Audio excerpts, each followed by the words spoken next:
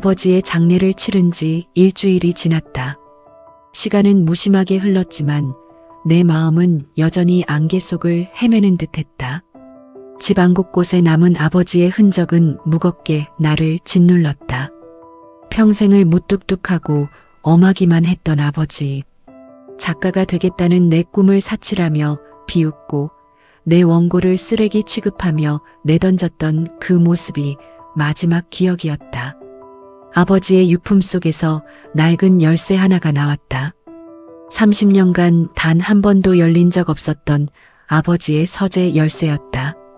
아버지는 그곳을 자신만의 성역처럼 여겼다.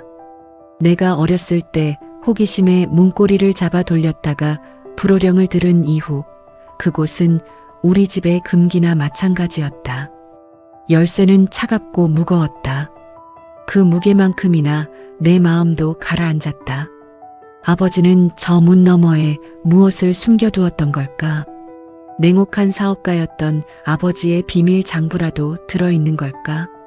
나는 마른 침을 삼키고 먼지 쌓인 열쇠 구멍에 아주 천천히 열쇠를 밀어 넣었다. 뻑뻑한 마찰음과 함께 철컥하는 소리가 30년의 침묵을 깨고 울렸다. 서재 안은 예상대로 시간의 흐름이 멈춘 듯했다. 벽면을 가득 채운 낡은 책들, 빛바랜 세계 문학 전집과 두꺼운 역사서들. 아버지와는 어울리지 않는다고 생각했던 책들이었다. 공기 중에는 묵은 종이 냄새와 희미한 잉크 냄새가 배어 있었다. 마치 과거의 누군가가 방금 전까지 이곳에 머물렀던 것처럼. 먼지가 두껍게 쌓인 책상 위 유독 한가운데에 놓인 낡은 가죽 일기장이 눈에 들어왔다. 나는 조심스럽게 다가가 손으로 먼지를 훔쳐냈다. 손때 묻어 반질반질해진 짙은 갈색 가죽 표지. 나는 홀린 듯 일기장을 집어들고 책상 의자에 앉았다. 첫 장을 넘기는 내 손가락이 미세하게 떨렸다. 아버지의 비밀을 마주하는 순간일까? 그런데 첫 장의 맨 위에 적힌 이름은 아버지의 것이 아니었다. 윤재아. 생전 처음 들어보는 이름이었다. 그리고 그 아래 서툴지만 진심이 담긴 펜글씨로 사랑시 한 편이 적혀 있었다. 그대의 눈빛이 머무는 곳에 나의 계절이 피어난다. 낯선 청춘의 서툰 고백. 아버지의 필체와는 완전히 다른 부드럽고 유려한 글씨체였다. 이게 어떻게 된 일이지? 아버지의 서재에 왜 낯선 남자의 일기장이 있는 것일까? 머릿속이 하얗게 비어버리는 기분이었다. 한 장, 또 한 장, 나는 숨을 죽인 채 페이지를 넘겼다. 일기장은 개인적인 기록이 아니었다. 그 안에는 수십 편의 미완성된 소설의 초고와 습작, 그리고 문학에 대한 뜨거운 열정이 담긴 단상들로 가득했다. 어떤 페이지는 시대의 아픔을 그려낸 역사소설의 도입부였고, 어떤 페이지는 애틋한 사랑 이야기의 인물 설정이었다. 이것은 윤재아라는 필명을 가진 한 무명 작가의 영혼 그 자체였다. 그는 세상을 이야기로 빚어내고 싶어 했고, 문장 하나에 온 마음을 쏟아붓는 사람이었다. 그리고 페이지를 넘길수록 나는 그 필체가 점차 익숙한 누군가의 것과 닮아간다는 기묘한 느낌을 받았다. 젊은 시절 아버지의 희미한 필체와 겹쳐 보이기 시작한 것이다.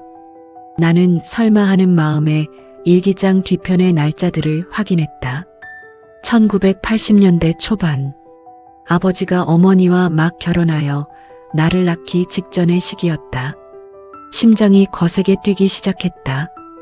윤재아는 아버지의 필명이었을까? 일기장의 중간쯤 이르렀을 때 글의 분위기는 급격히 어두워졌다. 더 이상 새로운 소설의 초고는 보이지 않았다. 대신 생활고에 대한 걱정, 갓 태어난 아들의 분유가, 아내에 대한 미안함 같은 현실적인 단어들이 빼곡히 적혀 있었다. 오늘도 원고가 반송되었다. 봉투를 뜯기도 전에 그 결과를 안다. 재하의 꿈은 굶주림과 동의어인가. 하지만 곧 태어날 아이의 얼굴이 아른거린다.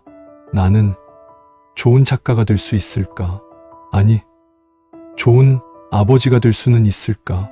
한 페이지 구석에는 출판사에서 받은 듯한 거절 편지가 풀로 붙여져 있었다.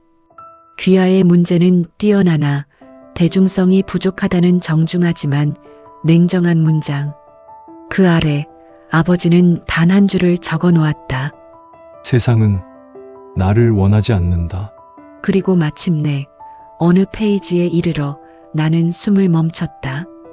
그곳에는 찢겨나간 원고의 흔적과 함께 이런 문장이 남아 있었다. 재하는 오늘 죽는다. 이제 나는 한 아이의 아버지로만 살아가겠다. 내 아이만큼은 나처럼 가난하고 불안한 꿈을 꾸게 하진 않으리라. 그제야 민주는 깨달았다. 모든 조각이 맞춰지는 기분이었다. 왜 아버지가 그토록 내 꿈을 반대했는지, 왜 내가 쓴 글을 그토록 경멸에 찬 눈으로 바라보았는지. 아버지는 나의 재능을 시기한 것이 아니었다. 나의 글이 하찮아서 무시한 것도 아니었다. 아버지는 두려웠던 것이다. 내가 자신과 똑같은 길을 걷게 될까봐. 문학이라는 불안정한 꿈에 인생을 걸었다가 결국 현실의 벽 앞에서 좌절하고 가족에게 가난을 대물림하게 될까봐. 그래서 아버지는 일부러 더 모질게 나를 밀어냈던 것이다. 내게 상처를 줘서라도 내가 그 길의 입구에서 돌아서길 바랐던 것이다. 그깟 종이 쪼가리가 밥 먹여주냐? 고 소리치던 아버지의 얼굴이 떠올랐다. 그 눈빛은 분노가 아니라 절망과 슬픔에 가까웠다. 아들의 글 속에서 자신이 죽여야만 했던 윤재아의 모습을 보았기 때문이리라. 아버지의 침묵은 미움이 아니라 가장 아픈 형태의 사랑이었다. 일기장은 거기서 끝난 줄 알았다. 하지만 마지막 한 장이 더 남아 있었다. 수십 년의 세월을 건너뛴 가장 최근의 날짜. 아버지의 장례식 불과 며칠 전이었다. 이제는 힘이 빠져 떨리는 익숙한 아버지의 필체로 단 2글자가 적혀 있었다. 내 아들에게.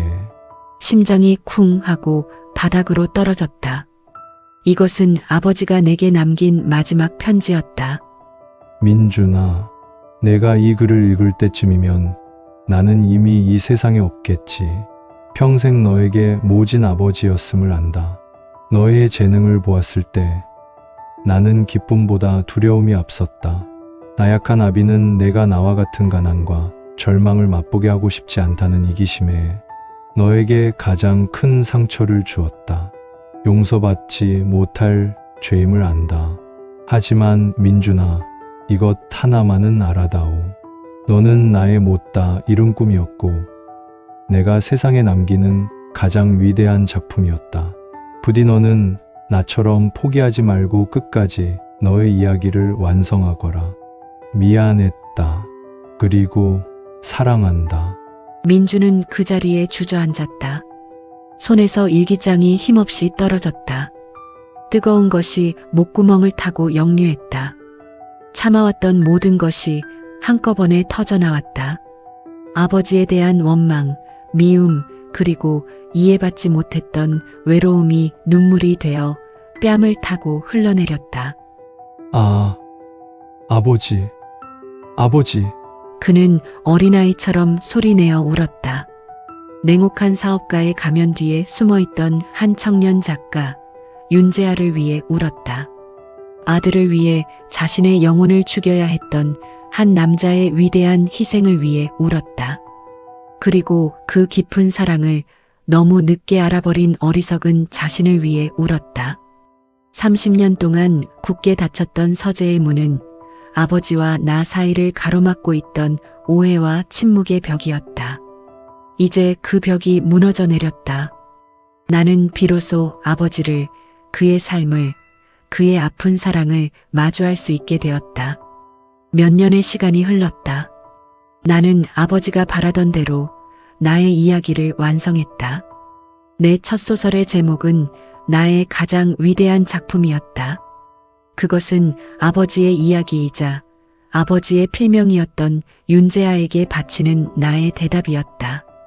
책의 첫 페이지에 나는 이렇게 적었다. 나의 첫 문장을 가르쳐 주신 아버지, 윤재아 작가님께 이 책을 바칩니다. 이제 나는 안다. 아버지는 단 한순간도 내 곁을 떠난 적이 없다는 것을.